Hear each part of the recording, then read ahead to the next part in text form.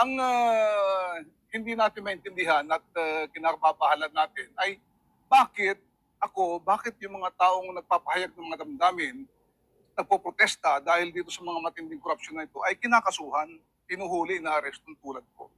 Dapat ang kinakasuhan, inaaresto yung mga taong nagnakaw ng bilyon-bilyon, yung mga kumuha ng pera na instead sana sa mga flood control para mawala ang baha.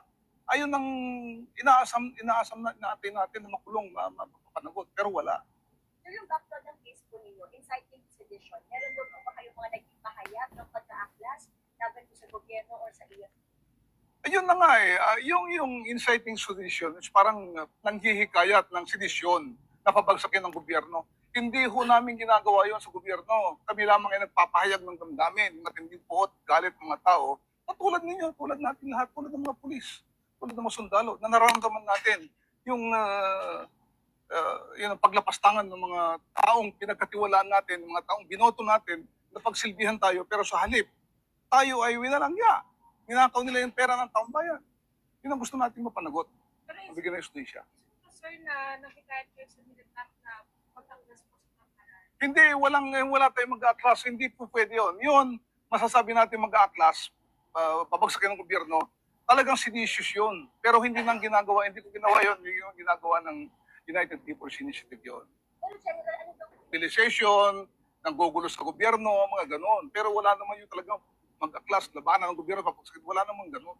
So yung aming grupo, United People's Initiative, ay tuloy-tuloy pa rin na magpapahayag ng mga damdamin natin mga Pilipino. PRRD style ang naging pag-aresto ng CIDG kay retired General Romeo Poquis. Pinusasan siya paglapag ng NAIA, kaugnay sa kanyang manong panawagan na pag-aklas sa gobyerno. Natin ang proseso! Kayo mismong lumalabag sa batas! Ba't marinig nyo, maintindihan nyo, sinasabi namin! Ganito ang eksena kaninang umaga sa NAIA Terminal 3. Gigil at galit ang kampo ni dating Philippine Air Force General Romeo Poquis.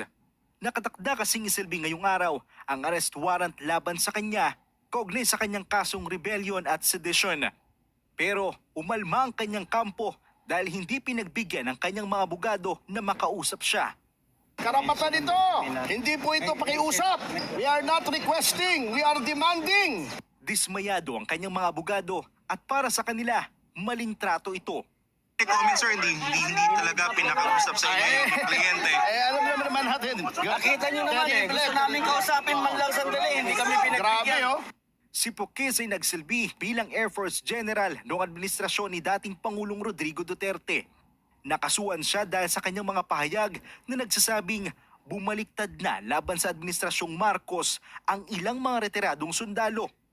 Bumabanat rin siya sa gobyerno kaugnay sa flood control scandal.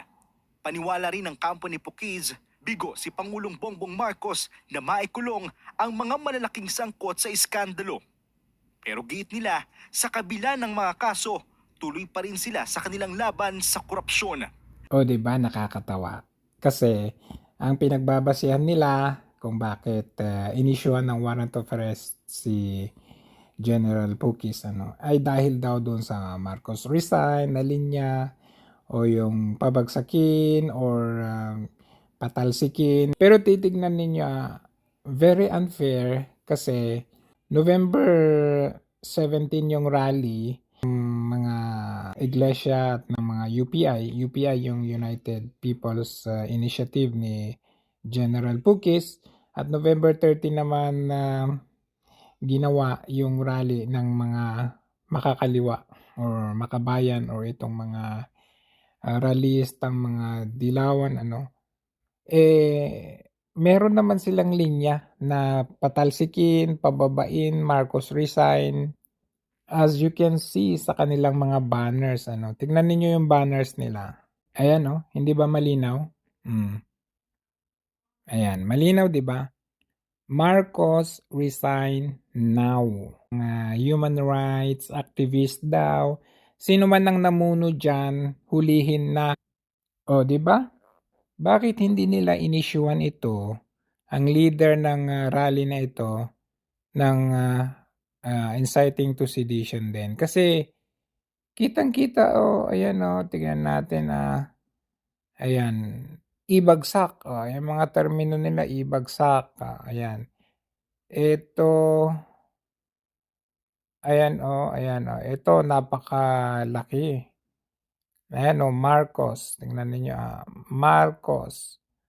Pabagsakin. Oh, 'di ba? Alin pa? Tignan pa natin, Ah, hindi pa napakalinaw. Marcos resign now. Oh, ayan, dito pa.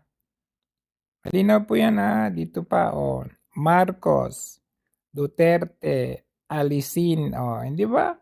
Kasi kung yun yung pinagbabasehan nila na inciting sedition yung Marcos resign, ito, napakalinaw po ang ebidensya. Baka isunod din ninyo si Chavit Singson dito, Schedule a one-time, big-time rally. And nakikiusap ako sa lahat ng religious organization, lahat ng nagmamahal sa ating bansa, lahat ng ayaw sa katiwalian, graft and corruption. So lahat, tinanyayaan ko kayo, pero magtatanong ako kung kailan yun, but it should be ASAP. And we'll march to Malacanang. Nako, delikado ka niyan, Chavit. Lalo na sinabi mo na magmamarcha to Malacanang. Inciting to sedition na naman yan. Pero kapag yung mga kabila, hindi nila magawang hulihin. Samantalang yung rally nila dito sa kabila, abay, mga congressman at senador ang sumali din dyan. May pare pa, ay mga pasimuno, Mga congressman, bakit hindi sila inisyuhan ng arrest warrant? Kasi, di ba, mga plaka nila pang inciting to sedition na.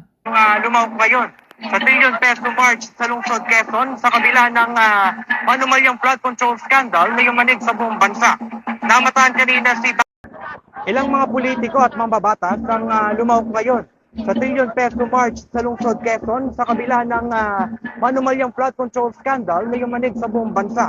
Namataan kanina si Baguio City Mayor Benjamin Magalong sa White Plains Avenue kung saan ginanap ang main program ng Trillion Peso Movement. Tumungo din sa exercise ng mga representante ng akbayan na sina Percy Sedania at Chel Jokno ang Ramon Magsaysay awardee na si Father Flavio Villanueva. Ang kilot protesta ay kasabay ng kaarawan ni God Andres Bonifacio ay dinaluhan ng mga estudyante at iba't ibang sektor, kabilang ang simbahan, miyembro ng mga unyong manggagawa at indigenous people. Nagdiwang ng misa si CBCB President Pablo Virgilio David para umpisahan ng programang ito.